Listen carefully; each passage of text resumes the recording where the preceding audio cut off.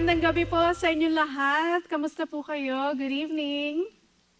I'd like to start with a Filipino phonics song. Feel free to join me when I say go. We're going to sing the Filipino version. Ready, set, go. Tong tong tong tong pakitong kitong alimango sa dagat malaki at masarap mahirap mahuli sapagkat nangangagat. My biggest fear in life was to fail as a mother because I associated successful mothers with beautiful singing voices, and I just don't think I have a very good singing voice. So I practiced 3 songs, Twinkle, Twinkle, Row, Row Your Boat, and this song.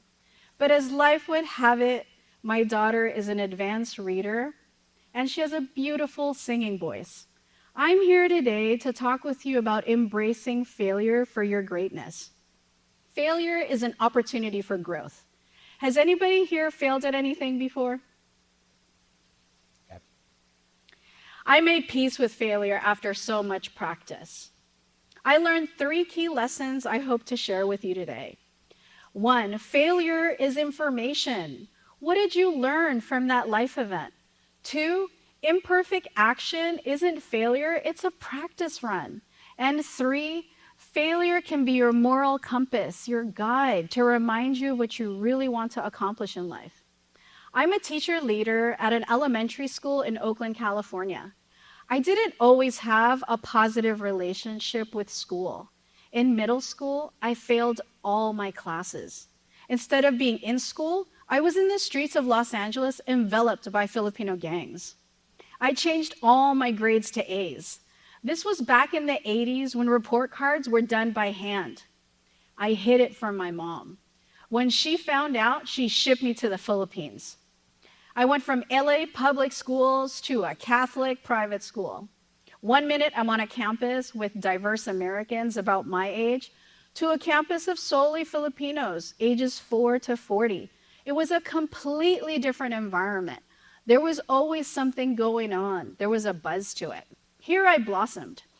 I was in school from 8 a.m. to 5 p.m., learning English, Filipino, cooking, sewing, volleyball, arnis, which is our Filipino martial arts. And we went on immersion trips to impoverished neighborhoods. I quickly learned that there was so much more than what LA had to offer. And I also learned what I needed to be successful.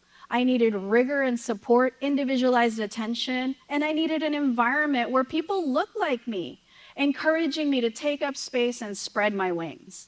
What do you need to be successful?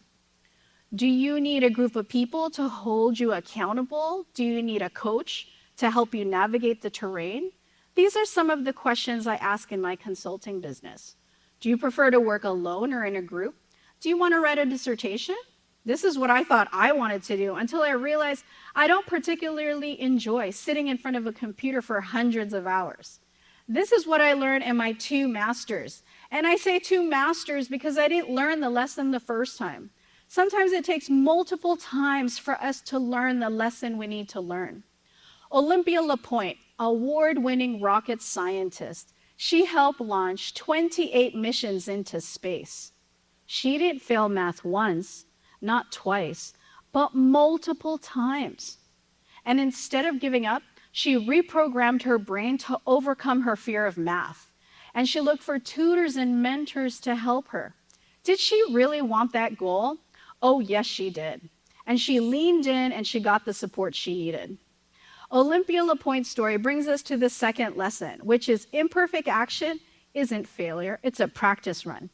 In my 20s, I decided to do a mini triathlon. In a triathlon, you have the swim, the bike, and the run. This was also the same year I had my first official swim class. It was a total failure. I got in the lake and I forgot everything. I realized I couldn't just pull to the side and rest. The swimmers behind me were passing me. The people in the canoes checking for safety were yelling at me, "Ma'am, are you okay?" And in my flailing freestyle stroke, I muttered, "I'm fine." But all my dreams of being this graceful, beautiful swimmer gliding in the water, gone. And for the bike, since I was on a strict financial budget, I bought a bike for $50 at a garage sale. My bike was the heaviest in this race for sure. I couldn't get up the hill. My friends and family were cheering me on. You got this, you can do it. Their presence and encouragement helped, but by the run, I was so spent, I mainly walked.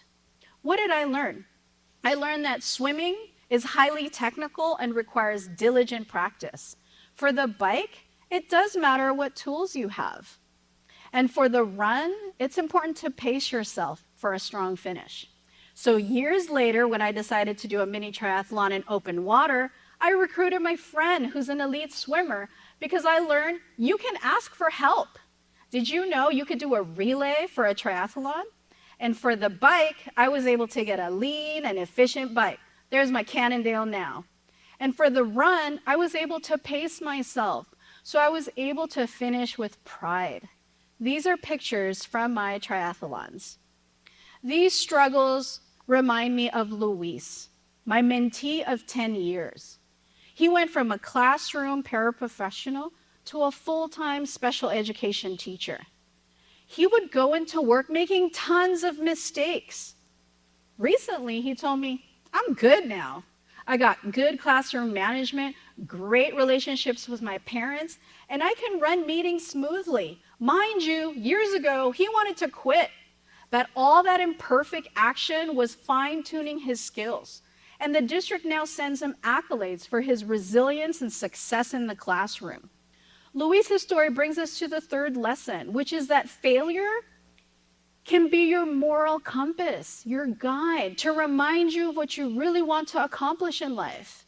When students are failing at our school, we have numerous meetings to identify their growth areas, interventions that can help them, and we have multiple meetings to make sure the progress is happening. There are numerous Harvard studies that confirm that effective parents create an environment where failure is okay. And what's important is that students are taking risks, they're learning from these mistakes, and that they're resilient, and that they're reaching their goals. Failure has been there, my moral compass, throughout all my experiences. In middle, high, and college, I learned to take advantage of the resources available to me and make the most of it. In my failed relationships, I learned to check in with myself, make sure my decisions are in alignment with my values. And for my fitness events, I learned that I can control my inner dialogue, incline myself to positivity, and that it's okay to hold fear and other emotions at the same time. Vulnerability can be a strength. Failure is information. What did you learn from that life event? Imperfect action isn't failure, it's a practice run. And failure can be your moral compass, your guide to remind you of what you really want to accomplish. I invite you to reach for your goals and hold failure's hand as you glean the information you need for your greatness. Thank you.